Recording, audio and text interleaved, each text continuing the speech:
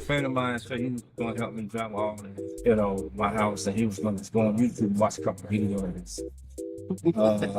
Is that just a good thing to do, or should I try to reach out to somebody like you? Good question. I'm not gonna knock.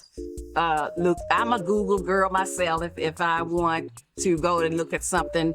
But no, the question is no. Everybody cannot go and drywall mud and tape.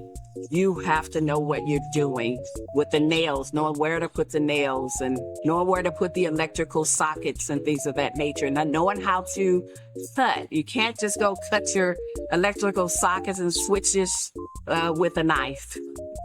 You have to have the right tools in order to be able to drywall. You have to know how the right material, mudding.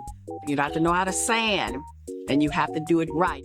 Why is it always the kitchen and bathroom needs? They always focus on. Can you explain that to me? That's a good question. That's what every buyer looks for when they go into a house, whether it's new or old, is the bathrooms and the kitchen. Space is everything when it comes to a bathroom, when it comes to a kitchen. And speaking of space, when you put it in a bathroom, you have to know your colors.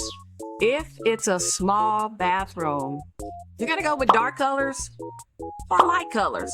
If it's a small bathrooms, you're gonna go with warm, nice, cold colors, white, your gray. You're never gonna go with your white, your gray, your cream. So if it's a big bathroom, do whatever you like. Let's talk about kitchens real quick. Kitchens are one of my favorites. You have to have a lot of space. Families are not as big nowadays, but everybody loves that one island. And one of the things that I give my customers, my clients, is the USBs now in the islands. So we can make it what you want. It depends on the house. If you got a $400,000 house, yeah, you want your quartz. You want your ceramic tiles. But if you have a $120,000 house, you have to know what you're putting in to your home as far as your bathrooms and your kitchens.